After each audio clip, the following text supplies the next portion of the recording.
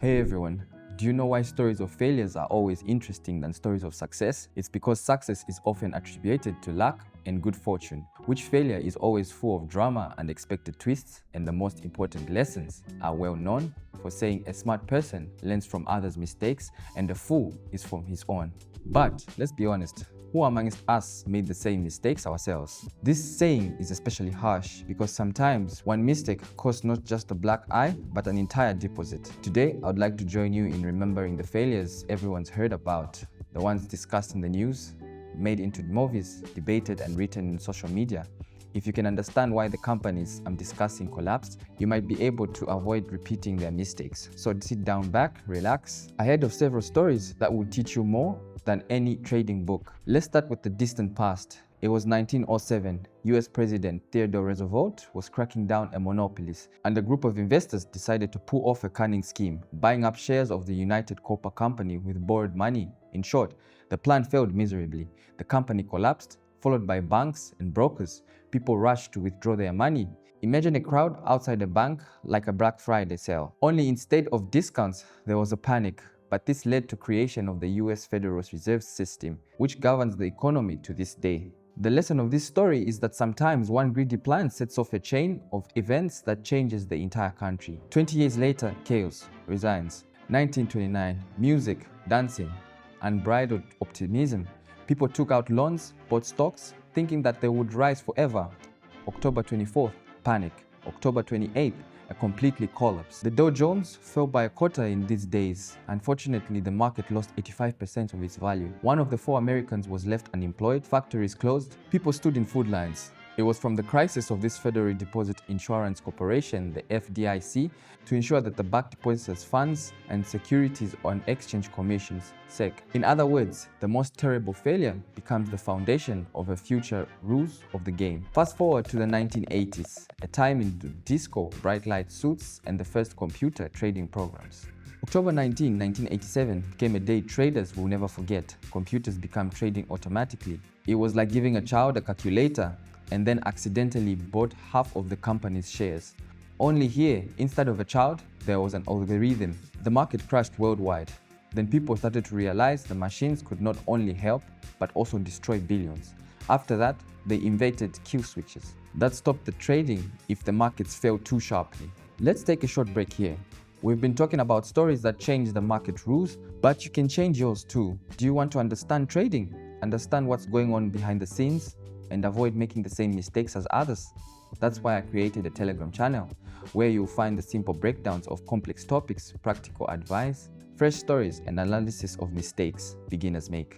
The link to the channel is in the description. Subscribe and let's learn together. Now, back to our story. The 90s, the internet was just entering people's lives, and everything connected to the .com turned into gold.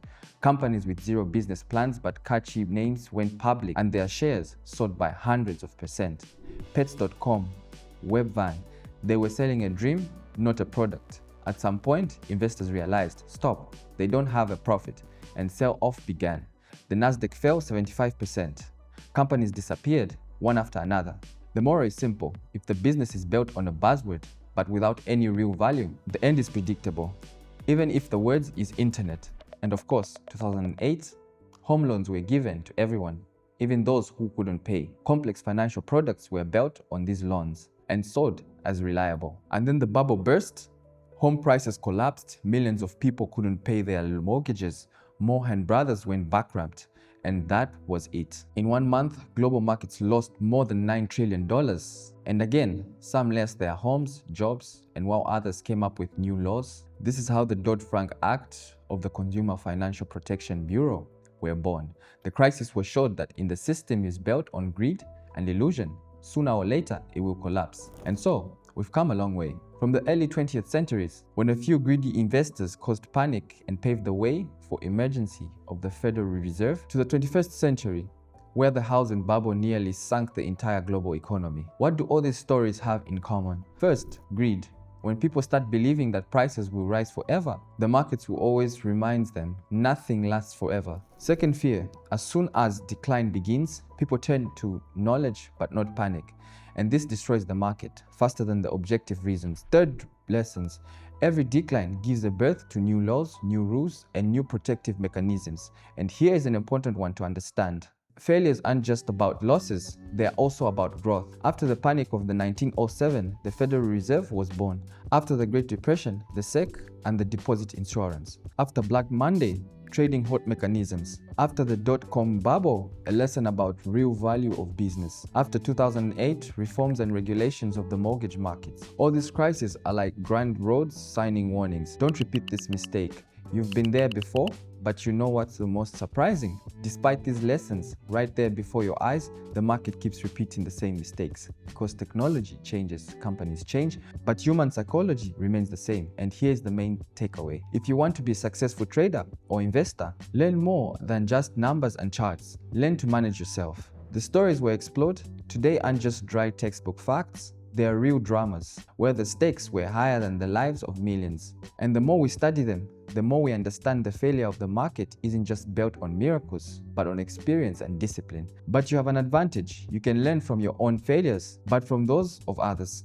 That's why I created a Telegram channel. There, I explain in simple terms what's usually presented in books is a dry, boring way.